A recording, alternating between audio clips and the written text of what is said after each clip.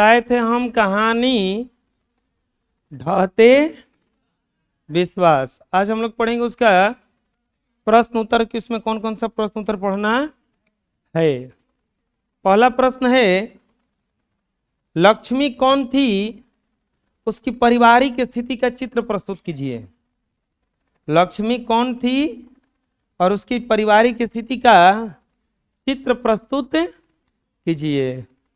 तो अब देखिएगा, लक्ष्मी ढहते विश्वास शीर्षक कहानी की प्रमुख पात्र है, पात्र नहीं पात्रा है, जो उड़ीसा में दलई बांध के पास के गांव में रहती है। उसका पति लक्ष्मण कलकत्ता में नौकरी करता था। लक्ष्मी को 4 बच्चे थे, 2 बेटे और 2 बेटियां। पूछ रहे ना लक्ष्मी कौन थी, तो लक्ष्मी कहाँ रहती थी? दलई बांध के पास का वो गांव था, वहां पे रहती थी। उसका पति कहाँ काम करता था? कोलकाता में काम करता था। और उसके 2 बच्चे थे, जिसमें 4 बच्चे थे, जिसमें से 2 लड़के थे और 2 लड़कियां थी। वह अपने बच्चों के साथ बड़ी मुश्किल से जीवन यापन करती थी। उसका घर मिट्टी से बना हुआ था, जिस पर पुआल का छप्पर था। उस पर छप्पर जो था, छत जो था, वो किसका था? लक्ष्मी गांव के ही तहसीलदार साहब के घर कुछ काम करती थी और वहां से मजदूरी मिलता था, उसी से अपना और अपने परिवार का जीवन यापन करती। तो तहसीलदार साहब के यहाँ काम करती थी और जो कुछ मिलता था और जो लक्ष्मण भेजता था, उसी से अपना गुजर बसर कर रही थी। तो ये पूछ रहा था कि लक्ष्मी कौन थी। तो लक्ष्मी का इंट्रोडक्शन हुआ ना कि लक्ष्मी ढहते विश्वास कहानी के मुख्य पात्र हैं। उसके 4 बेटे थे, 4 संतान थे। 4 संतान में से 2 बेटे थे और 2 बेटियां थी। 2 बेटे थे और 2 बेटियां थी। समझ में आ जाएगा ना। लक्ष्मण नौकरी करता था, उसका पति था, और जो कुछ भेजता था उसे वो बड़ी मुश्किल से गुजारा चल रहा था। इसके कारण से वह तहसीलदार साहब के यहाँ क्या करती थी? काम करती थी, और उससे जो कुछ मिलता था उसी से अपना गुजर बसर करती थी। मतलब पारिवारिक स्थिति उसका ठीक नहीं था ना। पारिवारिक स्थिति उसका ठीक नहीं था। अगला प्रश्न कह रहा है बच्चों, ढहते विश्वास कहानी के आधार पर प्रमाणित करें कि उड़ीसा का जनजीवन बाढ़ और सूखा से काफी प्रभावित रहा है। ढहते विश्वास कहानी के आधार पर हमें प्रमाणित करना है, सिद्ध करना है कि उड़ीसा का जनजीवन कभी बाढ़ आता है तो कभी सूखा आता है। उड़ीसा में कभी बाढ़ आता है तो कभी सूखा आता है। तो आप देखिए इसमें लिखा हुआ है, आप देखिए कि ये कि पाठ भी पढ़े थे कल। तो पहले तूफान आया था, तूफान के बाद क्या आया था? सूखा। सूखा के बाद क्या आ गया? और बाढ़ आ नहीं गया, बाढ़ आके प्रलय भी मचा गया। बाढ़ आकर के प्रलय भी मचा गया।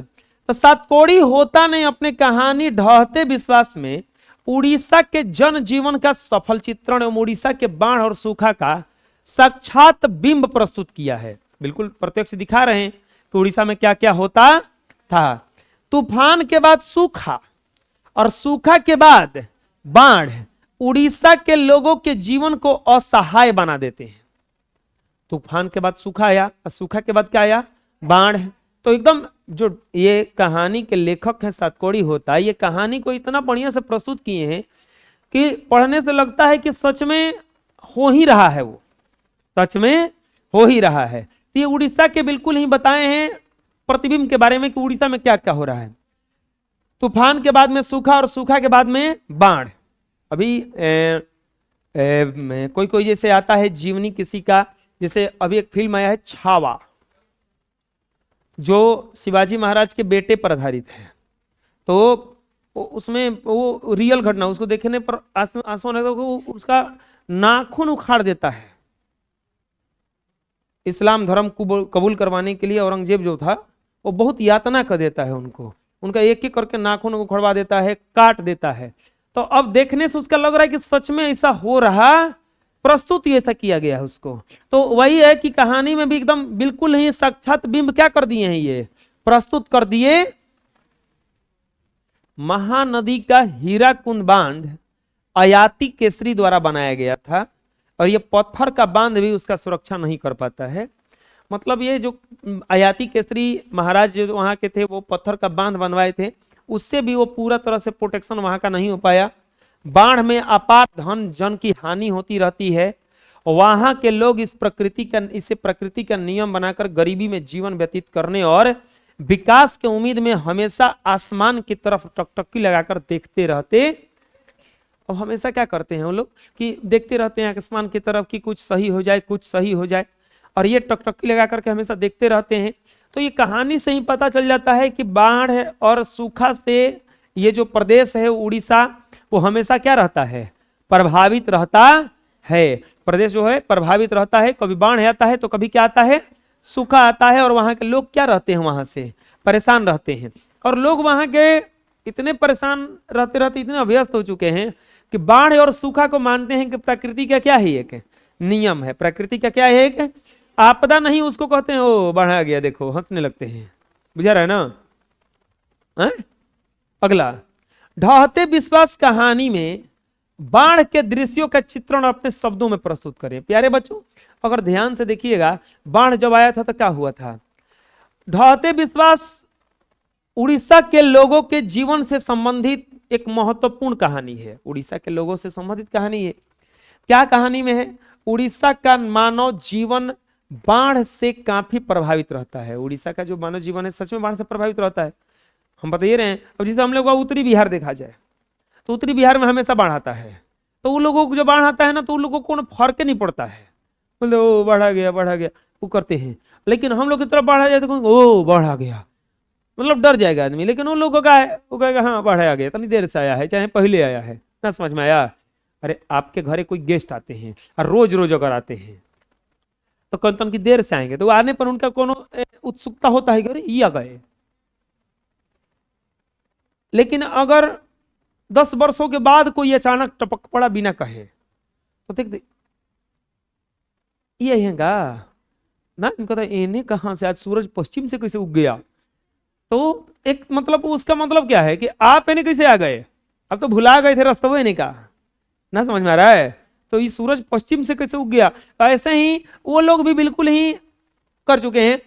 तो एक महत्वपूर्ण कहानी है। उड़ीसा का मानव जीवन बाढ़ से काफी क्या रहता है, प्रभावित रहता है। वहां बाढ़ से बिल्कुल ही वो लोग प्रभावित रहता है। दलई बांध पर काफी श्रम करके भी लोग सफल ना हो सके, और बांध क्या कर गया, देखे ना, रेत की बोरी डाला, रतजग्गा हुआ, सभी स्वेच्छा दल बना करके उसके निगरानी कर रहे थे, लेकिन कोई फायदा नहीं हुआ, और लास्ट में बांध क्या कर गया, टूट गया।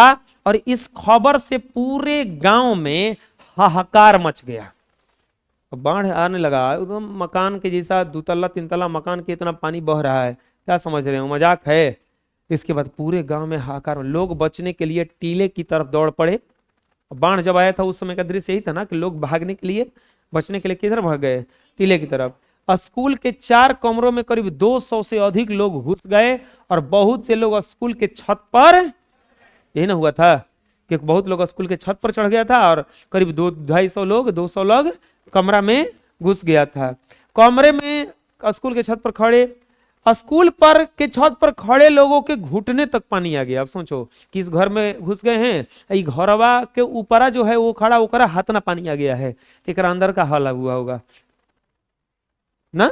तो कमरे में लोगों की क्या गति हुई होगी वह कोई जानता भी नहीं है, तो अंदर क्या हुआ है कोई देखने वाला भी नहीं है। घर ढह जाते हैं, पशु बह जाते हैं, मनुष्य, पशु, पेड़ पानी तेज धारा में बह रहे हैं। टीले पर इतनी भीड़ थी कि उनके बीच सरसों डालने की भी जगह है, मतलब इतना कोचा के खड़ा हुआ था वहां पे कि एकदम सरसों, मतलब एक तोरी का दाना भी नहीं डालने की जगह था उसमें। हर तरफ से लोगों के रोने और चित्कार की आवाज सुनाई दे रही थी, लेकिन उनका रोना सुनने वाला कोई, चारों तरफ से रोने की आवाज आ रही है, लेकिन रोने सुनने वाला भी तो कोई होना चाहिए, तो कोई सुनने वाला। तो अगर ये प्रश्न आएगा तो क्या लिखिएगा कि ये बिल्कुल उड़ीसा के मानव जीवन से बिल्कुल संबंधित है। जब लाख कोशिश के बावजूद भी जब बांध टूट जाता है तो गांव में हाहाकार मच जाता है। लोग भागने के लिए, बचने के लिए कहां भागने लगते हैं, टीले की तरफ भागने लगते हैं।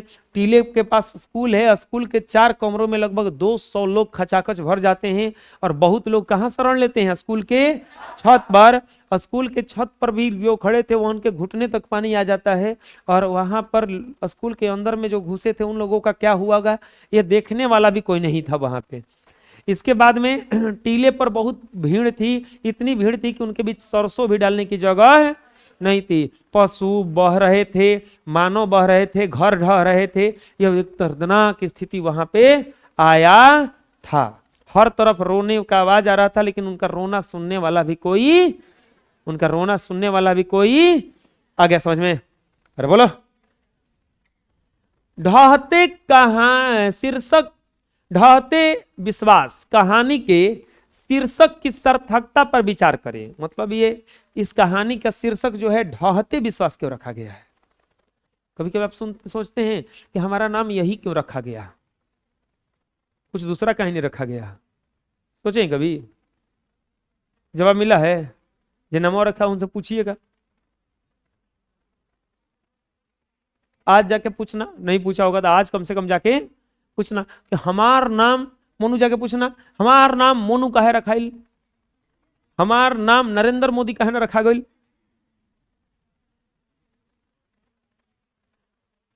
आपको पता है नाम रखने वाले को पता भी नहीं काहे रख रहे हैं, बस ऐसे ही मुंह से निकल गया, नाम रखा गया, हो गया।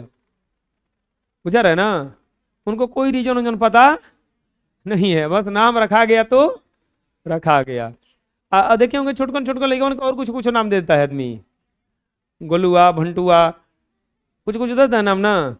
तो एगो नाम रखा जाता है आधार कार्ड वाला, तो कोई जानता भी नहीं है उसके बारे में। एगो नाम पूरा गांव में प्रचलित रहता है घर में, जो नामवा सुनने पर बड़े होने पर लड़का बड़ी खिसियाता है, ये नाम मत बोलो सन हमरा के। बुझा रहे ना?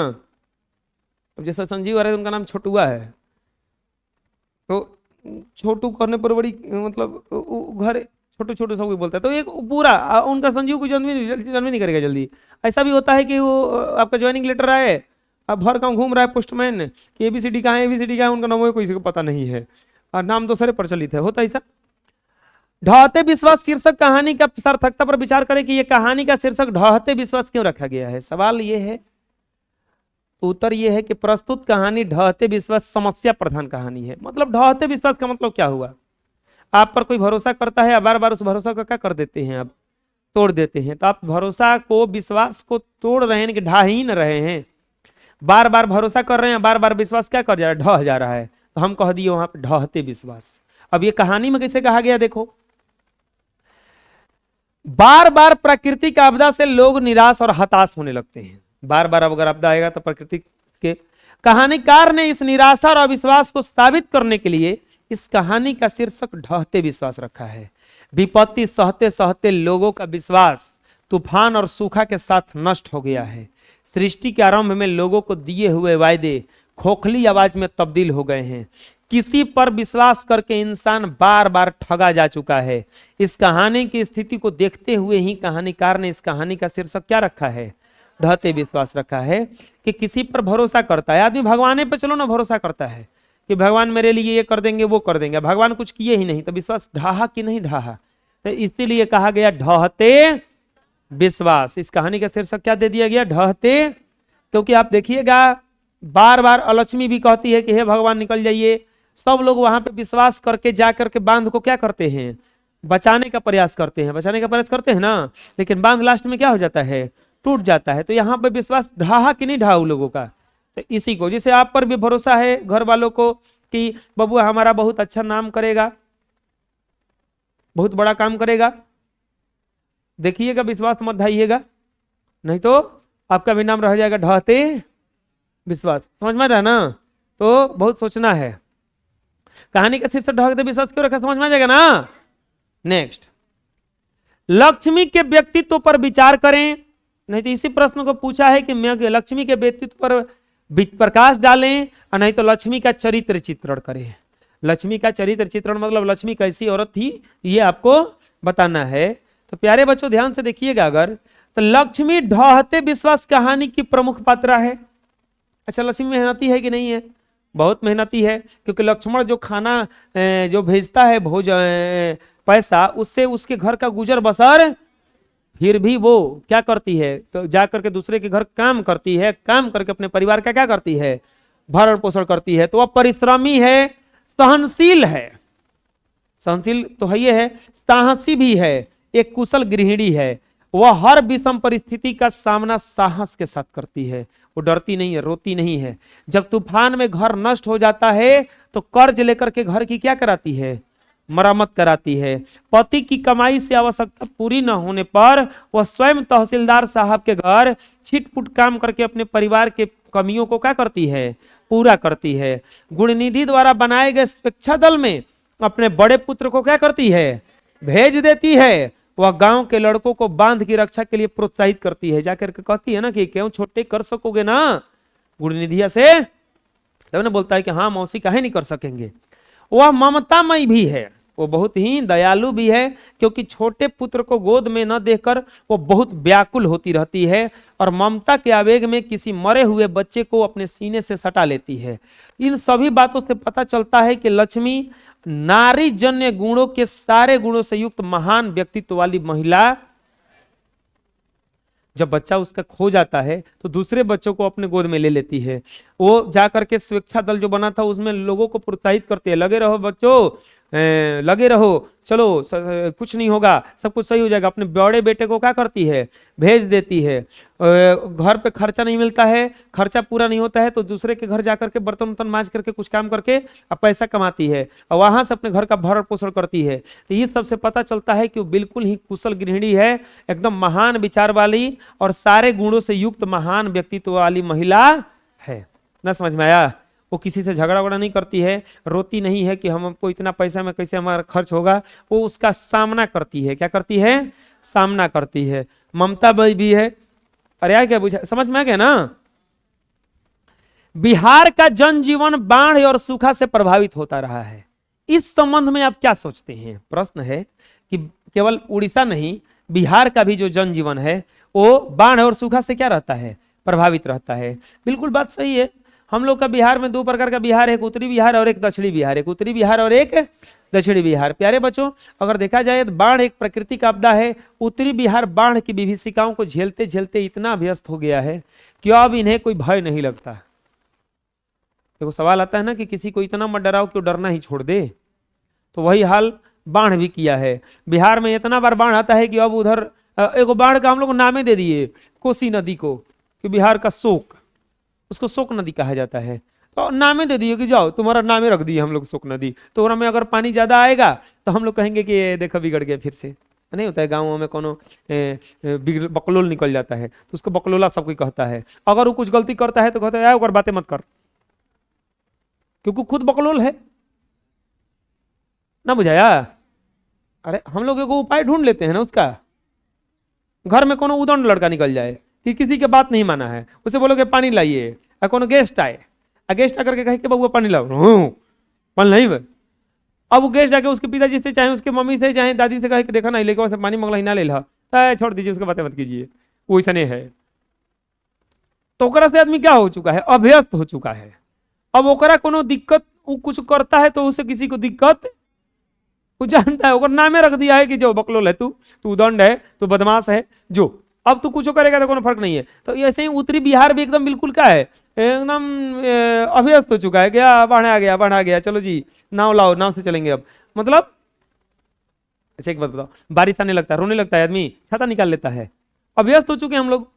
अल्लाह रे छाता लाओ, बारिश आ गई, इनका अभी आवे रहे, कोई गाली देता है बैठ के अभी बारिश आ गई? नहीं ना। तो क्या हो चुके हैं हम लोग, अभ्यस्त हो चुके हैं। ना समझ में आया? अभी नोट्स देंगे तो आप लोग खिसियाओगे, जानते हो मिलेगा ही मिलेगा। बुझा रहा है ना? आप लोग अभ्यस्त हो चुके हो, देवे करी है नहीं, गुस्सा नहीं आता होगा। हाँ आ गई, मिल गई, देखो हाथ ना फिर लिखेगा मिल गई। तो ये क्या होगा कि अभ्यस्त हो चुके हो इस आपदा को झेलते झेलते। अभी कहाँ साल भर तक तो एकदम पूरा ट्रेंड हो जाओगे, फिर नोट्स नहीं दोगे तो कहोगे ना नोट्स वगैरह नहीं दे रहे। नहीं बुझा रहा है? वो कभी कभी डॉक्टर के पास आदमी जाता है ना, दवाई मांगता है और डॉक्टर दवाई नहीं देता, दवाइयाँ क्या नहीं देती, कहीं हमारा कुछ और तो नहीं ना होगा ही ले। ऐसे ही हमारा भी जीवन ऐसे ही हो गया है। हम पर जब परेशानी नहीं आता है तो हम सोचने लगते हैं कि क्या हो गया है जी, परेशानी क्या नहीं आ रहा है, कुछ हो। परेशानी नहीं आता है तो परेशान आदमी हो जाता है कि कुछ दिक्कत हो गया है, कहा बीमार और मरना ना पड़ गए हैं। तो उत्तरी बिहार में क्या होता है, हर साल बाढ़ आता है, जिसके कारण वहां की गरीबी मिटती, यहां की नदियां बरसात में उफान भरने लगती है, और वर्षा कम होने पर भी नदियों का जल स्तर तेजी से बढ़ जाता है। बाढ़ के कारण कच्चे घर के साथ पक्के घर भी टूट जाते हैं, जिससे जान माल की बहुत हानि होती है, और इसका भरपाई करने में बहुत समय लग जाता है। अगर देखा जाएगा दक्षिणी बिहार में जितना बढ़िया बढ़िया मकान मिलता है, दक्षिण बिहार में जितना बढ़िया बढ़िया सड़क मिलेगा, दक्षिणी बिहार में जितना बढ़िया बढ़िया पुल मिलेगा, उत्तरी बिहार में वो सब, अरे वहां पे झोपड़ी उपड़ी मिलेगा ज्यादा तुमको। अपना बिहार का बात बता रहे हैं। अब क्या है, कई को लोग हमेशा बाढ़ से ग्रसित रहता है। तो लोग अच्छा घर बनाएगा गिर जाएगा, अच्छा सड़क बनाएगा बह जाएगा, अच्छा पुल बनाएगा टूट जाएगा। इसलिए तो उत्तरी बिहार में खेत उत में पुल बना देता है तो कुछ तो टिके, क्योंकि नदी पर पुल बनाता है तो टूट जाता है। तो लोग बोला कि ऊंचा पर पुल बनाते हैं, पुल पर तो टिकेगा ना, भले में पानी जाए चाहे, तो बीचे खेत में पुल बना देता है सब बिहार में। वो जो कुछ नहीं रहता है, न नदी न नाला न नली न सड़क न, एकदम पुल बनाया, पैसा आया, पासो हो गया फंड उसका। वो तो बाद में पता चला कि पुल कहाँ है, कोनो खींच के फोटो डाला तब पता लगा वो खेत में पुल था। जना से वो कुछ नहीं है, बच्चों को खेलने के लिए बस, वो भी नहीं होगा वो। वही दूसरी ओर सूखा के कारण बिहार का कई जिला प्रभावित हो रहा है। सूखा के कारण लोगों को नुकसान झेलना पड़ता है। अतः इन परिस्थितियों को देखते हुए पता चलता है कि बिहार का जनजीवन बाढ़ और सूखा के कारण क्या रहता है, प्रभावित रहता। उत्तरी बिहार में बाढ़ आता है तो दक्षिणी बिहार में, उत्तरी बिहार के लोग बाढ़ से इतने अभ्यस्त हो चुके हैं कि बाढ़ का उनका भय, यहां पर नदियां थोड़े से भी बारिश में क्या मरने लगती हैं, उफान भरने लगती हैं। थोड़े से पानी में क्या भरने लगती हैं, उफान भरने लगती हैं, जिसके कारण थोड़ा सा में भी क्या आ जाता है, बाढ़ आ जाता है। और दक्षिणी बिहार में बार बार क्या आ जाता है, सूखा आ जाता है। और दोनों से हम लोग बिल्कुल अभ्यस्त हो चुके हैं। सूखा आए चाहे बाढ़ आए, कोनो फर्क पड़ने वाला ना आए तो फर्क पड़ता है कि आया काहे नहीं। सवाल अगला, लक्ष्मी कौन थी, उसका घर कहां था?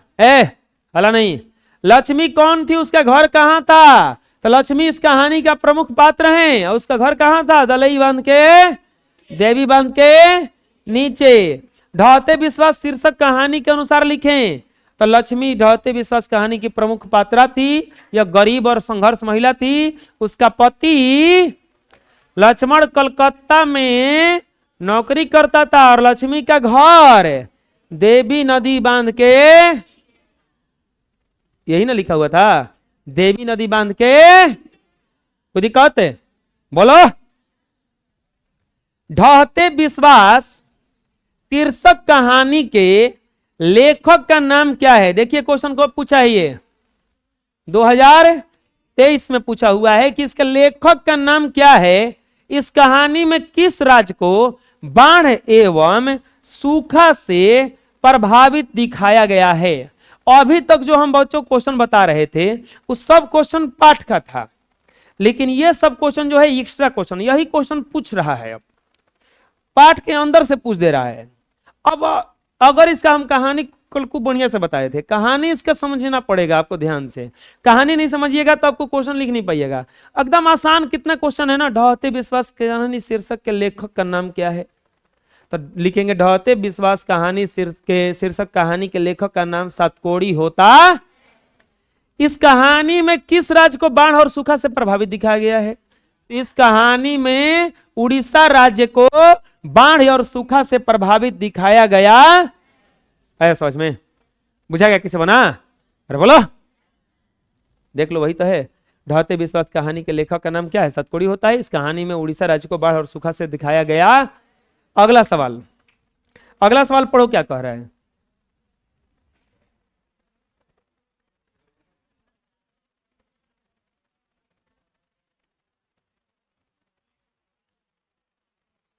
क्वेश्चन पढ़ो क्या कह रहा है।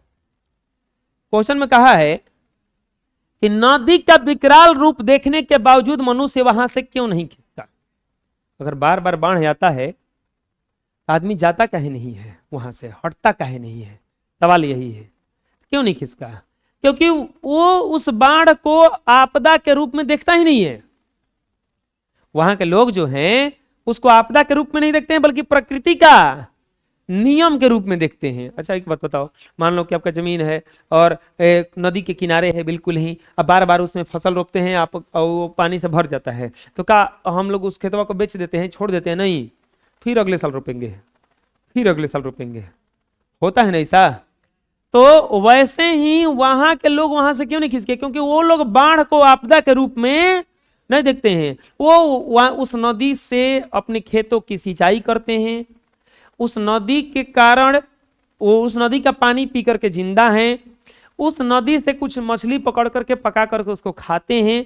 तो ये वो उसको एक अपना मान के चलते हैं, वो छोटे बालक की तरह मानते हैं कि बस इस अब बाढ़ जब आता है ना तो कहते हैं कि शरारती बच्चे की तरह थोड़ा शरारत कर रहा है नदी, कुछ दिन में फिर क्या हो जाएगा, ये ठीक हो जाएगा। तो विकराल रूप देखने के बावजूद भी वहां के लोग इसलिए नहीं खिसके क्योंकि वो लोग इस बाढ़ को आपदा नहीं मानते हैं, वो इसे प्रकृति के एक नियम मानते हैं। उस नदी से वो लोग बिल्कुल ही जुड़ चुके हैं, उस नदी से अपने खेतों की सिंचाई करते हैं, सिंचाई के फलस्वरूप, खेतों की सिंचाई के फलस्वरूप जो अनाज मिलता है उसको खाते हैं, उस नदी का पानी पीते हैं और उस नदी में से कुछ मछलियां पकड़ करके पका करके वो क्या करते हैं, खाते हैं। इसीलिए वहां से वो अभी तक खिसके ना। समझ में आया? क्योंकि वहां पे उन लोगों का, तो लक्ष्मी के गांव का इतिहास नदी के इतिहास के साथ लिखा गया था। दलई बांध की मिट्टी में कई लोगों का परिश्रम, पसीना और क्या मिला है, खून मिला है। नदी का पानी पीकर उसी पानी से खेत सींचकर अनाज उपजा करके लोग जी रहे हैं।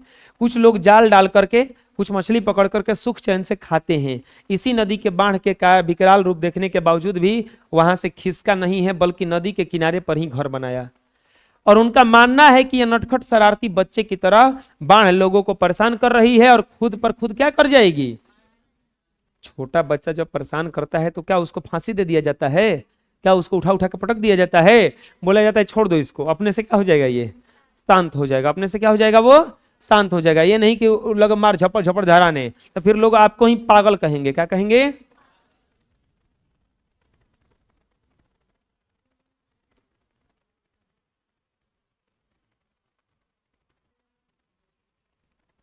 तो क्यों नहीं खींच, क्या समझ में आ जाएगा ना? क्योंकि वो लोग उस नदी से क्या हो चुका है। लक्ष्मण कहां नौकरी करता था?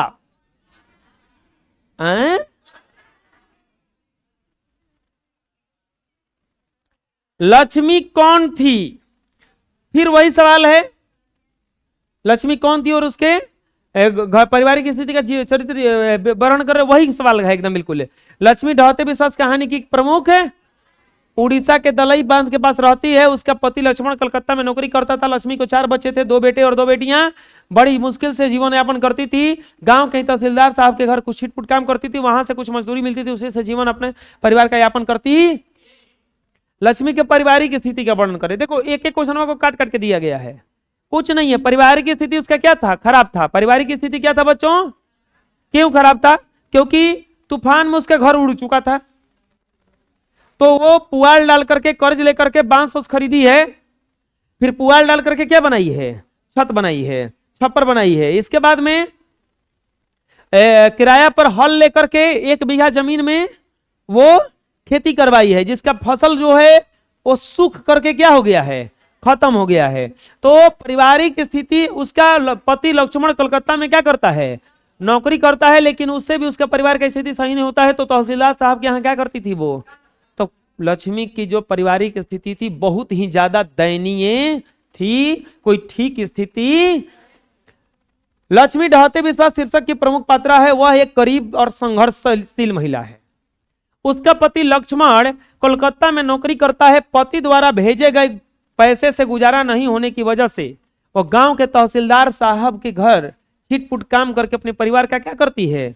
जीवन यापन करती है। उसके पूर्वज 1 बीघा जमीन छोड़ गए हैं, हल किराए पर लेकर उस बीघे भर जमीन में क्या करवाई थी? खेती करवाई थी। पर सूखे की वजह से फसल क्या हो जाते हैं?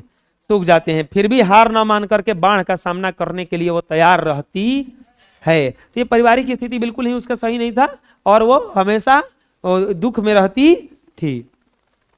लक्ष्मी ने, अब ये क्वेश्चन देखो बताते हैं, ये क्वेश्चन बताओ तो अपने से लिखा जा सकता है कि नहीं लिखा जा सकता है। कह रहा है कि लक्ष्मी ने अपने पुत्र को किस कार्य के लिए भेज दिया था? तो लक्ष्मी ने अपने पुत्र को बांध की निगरानी के लिए भेज दिया था। वो उसका लड़का कठोर शरीर वाला, मजबूत था, और वो वहां पर रेत की बोरी ढोएगा, मिट्टी डालेगा, ये सब काम करेगा। इसीलिए लक्ष्मी ने क्या कर दिया था, बांध के पास उसे, उतना लिखा नहीं जाएगा अपने से हैं। मान लो कि ये सवाल आ गया तो ठीक, नहीं आया तो इस टाइप का आया तो अपने से क्या किया जा सकता है, उसको लिखा जा सकता है। बस इसका कहानी समझ में आ जाना चाहिए। अगला सवाल है कि विपत्ति अकेले न आकर संगी संथियों के साथ आती है, कहानी के आधार पर बताइए। तो अगर कहानी के आधार पर बताइएगा तो सही तो है। विपत्ति में सबसे पहले विपत्ति कौन सी का आया है? तूफान। उसके बाद क्या आया है? अब फिर काफची आ रहा है। तो ये अकेले आया है विपत्ति। वो तो वह हाल है कि घर में अनाज नहीं है, अब 20-20 लोग के लिए जुट गए खाने के लिए। उसी को कहावत में नाम दिया गया, गरीबी में आटा गीला। ना बुझाया? गरीबी में आटा जैसे गीला हो गया। तो आटा गीला का मतलब कि रोटी बनाने जा रहे थे, आटा में गीला हो गया। और गरीब है इतना कि अब घर में आटा नहीं है कि डालें उसमें। तो वही हाल है, विपत्ति अकेले ना करके। तो कहा इसको ऐसे लिख सकते हैं कि ढहते विश्वास कहानी के अनुसार उड़ीसा में पहले तूफान आया, फिर क्या आया? सूखा, और फिर क्या आया? बाढ़। तो इसी से कहा गया है कि विपत्ति अकेले न आ करके कैसे आती है? संगी संथियों के साथ आती है। देख लो, कहानी में उल्लेखित उपयुक्त युक्ति सत्य है। तूफान के बाद सूखा और उसके बाद क्या आया? बाढ़। यह सिद्ध करता है कि विपत्ति अकेले ना आकर के कैसे आती है? संगी साथियों के साथ आती। कितना आसान प्रश्न है ना। लक्ष्मी कौन थी और उसके पति का नाम क्या था? 2022 में पूछा हुआ क्वेश्चन है। तो लक्ष्मी ढहते विश्वास कहानी की क्या है? मुख्य पात्रा है। वह उड़ीसा की देवी नदी के किनारे गांव की गरीब और संघर्षशील महिला थी। और उसके पति कहां काम करता था? अरे ये सब जो प्रश्न है, ये सब जो प्रश्न है, यादों करने की जरूरत नहीं है, ध्यान से समझो। लक्ष्मी कौन थी? तो लक्ष्मी ढहते विश्वास कहानी के प्रमुख पात्र थी और वह संघर्षशील महिला थी। उसका घर कहां था? देवी नदी के किनारे था। इसके बाद में उसका पति कहां काम करता था? कलकत्ता में। नहीं हो गया? बोलो। गुणनिधि का चरित्र चित्रण करें। वो गुणनिधि जो था, तो गुणनिधि लक्ष्मी के पड़ोस का एक पढ़ाकू लड़का था। पढ़ाकू, वो कटक में पढ़ता था। एक लड़का है जो कटक में पढ़ता था। वो अति कर्मठ, भद्र और समाजसेवी और विवेकशील युवक है। पढ़ा लिखा था, केजरीवाल की तरह।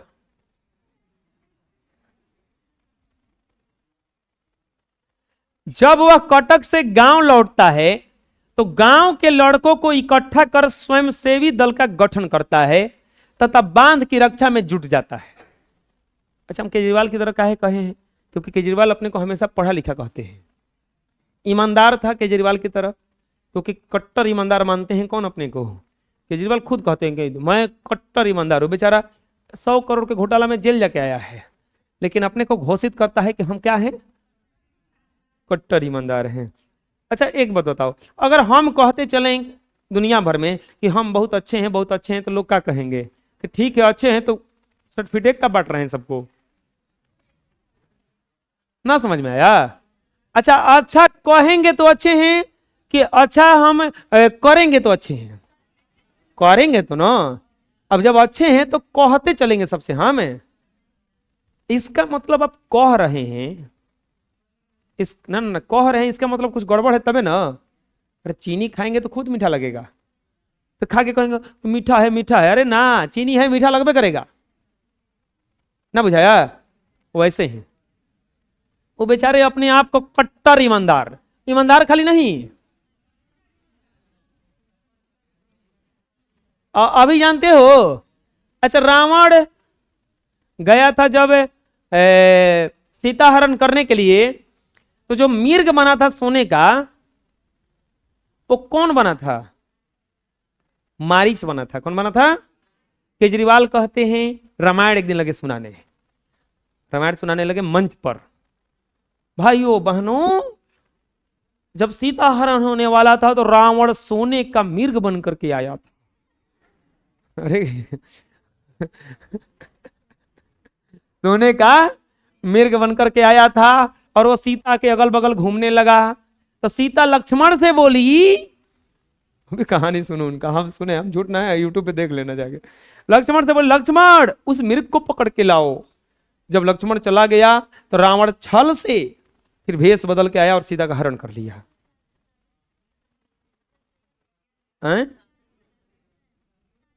तो वही तो बोला हूं। अब बताओ कितना बेचारे का रामायण का बढ़िया नॉलेज है। वो लगता है वो लगता है कभी रामायण देखवे नहीं किए हैं, बुझा रहा है ना। अरे तो देखे नहीं तो सुनाना कुछ था। तो ये को कोनो बोला ना हमें से, जैसे हम बोल रहे हैं कि रावण, तो बोला कि नहीं सर मारीच आया था। तो बोला अच्छा मारीच जी आया था। मारीच जी कह रहे थे बोला के।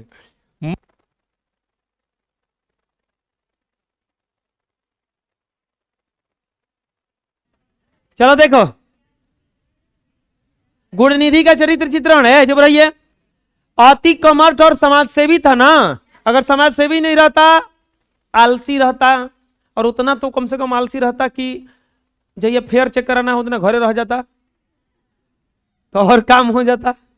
लेकिन जब यह बाढ़ आया था बेचारा कहां गया था? वो बाढ़ की रक्षा करने गया था। संघर्षशील था ना, मेहनती था ना। ये नहीं ना कि जहिया जहिया बाढ़ आता तहिया तहिया भाग जाता, ऐसा तो नहीं ना कर रहा था। जहिया जहिया फेयर चेक होगा तहिया तहिया हम भाग जाएंगे, कहियो आएंगे चाहे नहीं आएंगे, वो दिना तो ना आएंगे।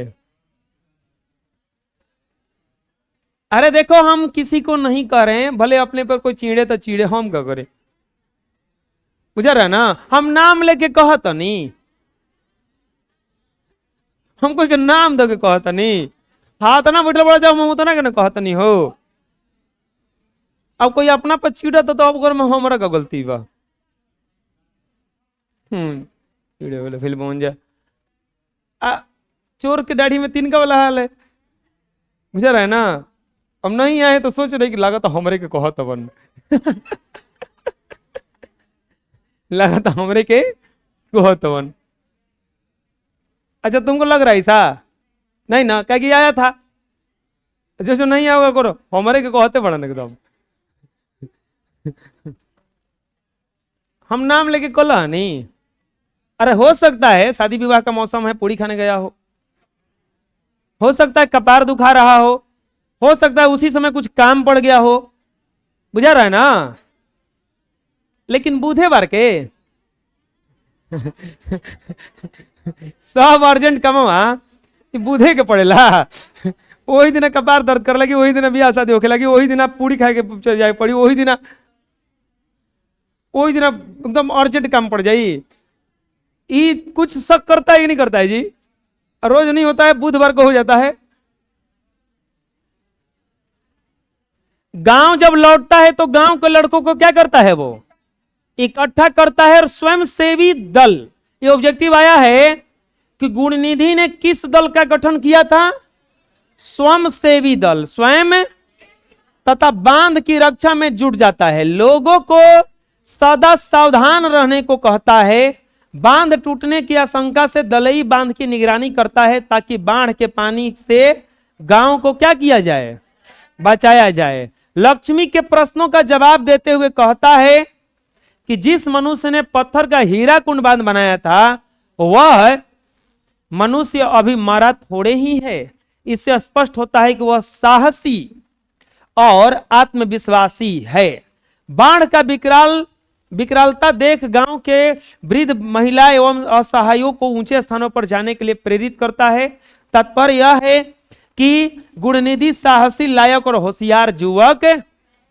गुणनिधि जो था हर काम करता है वो जो उसके साहस को परिचय कराता है, बांध का निगरानी करवाता है, सबको घर पे जाने के लिए कहता है, सबको अलर्ट करता है कि देखो बाढ़ पानी कभी भी आ सकता है, आप लोग संभल जाओ। तो ये सब क्या करता है, वो करता रहता है। अगला सवाल है, लक्ष्मी क्यों पिछड़ गई? चलो बताओ, इसका तो उत्तर बता सकते हो आप कि लक्ष्मी जो था वो पिछड़ कैसे गई। तो लक्ष्मियां जौन थी वो भागना तो चाह रही थी, लेकिन अपन लड़कवा क्या क्या करने लगी, वो इंतजार करने लगी बड़े लड़के को, इसीलिए वो क्या कर गई, पिछड़ गई। बांध टूटने के बाद जब गांव के सारे लोग ऊंचे स्थान पर भाग रहे थे तो लक्ष्मी अपने बड़े लड़के अच्युत का क्या कर रही थी, घर पे इंतजार कर रही थी। लक्ष्मी के साथ दो छोटी बेटियां और गोद में बच्चा, माथे पर सामान की एक गठरी थी, गठरी भी थी, इसीलिए लक्ष्मी क्या कर गई, पिछड़ गई। लक्ष्मी तो एक तो लड़के का इंतजार करने लगी, दूसरा गठरी ली थी, एक गोद में बालक भी है और दो छोटी छोटी लड़की भी है, तो ये इसीलिए वो पिछड़ गई। मेन पिछड़ने का कारण था वो अपने बड़े बेटे का क्या कर रही थी। अगला सवाल देखो कितना बढ़िया सा सवाल है कि लक्ष्मी तहसीलदार साहब के यहाँ काम क्यों करती थी और लक्ष्मी को किस चिंता के मारे रात को नींद नहीं आता था। तो तहसीलदार साहब के यहाँ काम करने का उसका शौक था कि मजबूरी था। लक्ष्मण कलकत्ता में नौकरी करता था, इसका उत्तर ऐसे लिख सकते हैं आप, लक्ष्मण कलकत्ता में नौकरी करता था और उसके भेजे गए पैसों से परिवार का पालन पोषण भरण पोषण सही से नहीं हो पाने के कारण लक्ष्मी तहसीलदार साहब के यहाँ छिटपुट काम करके अपने जीवन के कमियों को क्या करती थी, पूरा करती थी। लक्ष्मी को किस डर से नींद नहीं आता था? लक्ष्मी को बाढ़ के डर से नींद नहीं आता। आया समझ में पाठ? ये पूरा क्वेश्चन समझ में आ गया ना? बोलिए। बांध टूटता देख गुड़निधि को क्या करने के लिए कहा गया? तो बांध टूटता देख गुड़निधि को गांव में जाकर के सबको ऊंचे स्थानों पर जाने के लिए कहा गया था ना, हैं? तो गांव के सरपंच ने गुड़निधि से सभी को ऊंचे स्थान पर जाकर के अपनी अपनी जान बचाने के लिए कहा गया। अब सवाल है कि बोलोगे कि गुड़निधि को ही काहे कहा गया? अरे तो नहीं तेज तराज लिखा था, अब एगो को कौन ऐसा भेज देता कि रस्सी में बैठ जाता हाँ ऐसा के भेज देता कि बैठ के कहीं खैनी खाने लगता, अब बैठ के एकदम तनी बाढ़ के पानी आके बह जाता सब। तो यही से गुड़निधि को भेजा गया कि पढ़ल लिखल था, जाके कह देगा ना, बुझा रहा है। कोनो कोनो घर के देखे होंगे बढ़िया बढ़िया जो काम होता है घर के तेज लड़कों को दिया जाता है, जो बोरा उठाने वाला बल वाला काम उसको गोबदोन को दे दिया जाता है, चल ये कर, होता है ना ऐसा है। अब आप देख लेना आपको कैसा काम मिलता है, मोटा वाला काम है।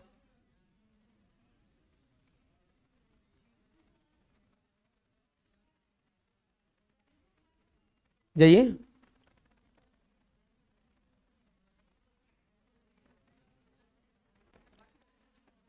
ढहते विश्वास कहानी का सारांश प्रस्तुत करें। अब यहां पे आपको शॉर्ट में कहानी लिखना है। तो ढहते विश्वास शीर्षक कहानी के लेखक कौन है? सतकोड़ी होता जी हैं। इस कहानी में उन्होंने मानवीय मूल्यों और बाढ़ से ग्रसित लोगों की परिस्थिति को क्या किया है? प्रस्तुत किया है। उड़ीसा के लोगों का जीवन प्रायः बाढ़ और सूखा से काफी प्रभावित रहता है। इस कहानी में एक छोटे से गांव जो दलई बांध के पास था, लोगों के माध्यम से बाढ़ के द्वारा भयावह स्थिति का वर्णन किया गया है। उसी गांव में लक्ष्मी नाम की एक महिला है जिसके पति कलकत्ता में काम करते हैं। लक्ष्मी के 2 बेटे और 2 बेटियां हैं। पति के द्वारा भेजे गए पैसों से कमी पूरा न होने पर वह तहसीलदार साहब के यहाँ छिटपुट काम करके अपनी कमियों को क्या करती है?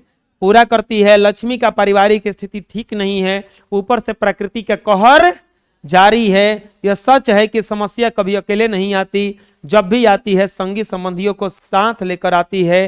तभी तो तूफान ने आकर सभी का घर उजाड़ा और सूखा ने सभी के खेतों के बीजों को जला डाला। बाढ़ अपना कहर ढाने के लिए सिर पर खड़ी है। तूफान आके घर उजाड़ा, सूखा आकर के सभी के फसल को क्या कर दिया? जला दिया। और बगल में बाढ़ो खड़ा है, अभी आएंगे तभी तन मनी कसर है वो हम पूरा कराएंगे।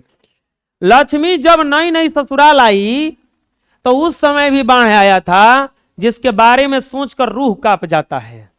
इस बार बाढ़ से बचने के लिए पहले से ही इंतजाम किया जा रहा है। गुड़निधि नाम का लड़का जो कटक से पढ़ करके लौटा है वह कुछ लड़कों को लेकर के स्वेच्छा दल का गठन किया है, बांध को मजबूत करने का काम करते हैं। लक्ष्मी अपने बड़े लड़के को स्वेच्छा दल में भेज देती है और गांव के लड़कों को प्रोत्साहित भी करती है। इन सभी प्रयासों के बावजूद भी बांध क्या हो जाता है, टूट जाता है और पानी की धारा गांव की ओर बढ़ने लगता है। गांव के लोग दौड़ करके ऊंचे स्थानों पर जाने लगते हैं। टीले के नीचे एक स्कूल है जिसके 4 कमरों में लगभग 200 लोग घुस जाते हैं।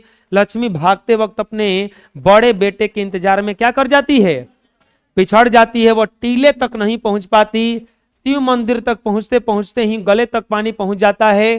तब वह पास के बरगद के पेड़ पर जैसे तैसे चढ़ जाती है और अपना आधा साड़ी खोलकर अपने कमर को पेड़ की डाली से क्या कर लेती है और इसके बाद बेहोश हो जाती है। इसी क्रम में उसके गोद से उसका छोटा लड़का पानी में बह जाता है। जब उसे होश आता है तो वह अपने छोटे बेटे को पास में न पाकर व्याकुल हो जाती है। तभी उसे किसी और का मरा हुआ छोटा बच्चा दिखाई देता है जिसे उठाकर वो अपने सीने से सटा लेती है। तो ये पूरा पाठ का क्वेश्चन आंसर था। इस तरह से आप लोगों का एक्सरसाइज 2 जो वर्णिका का है वो खत्म हो गया। समझ में आ गया ना।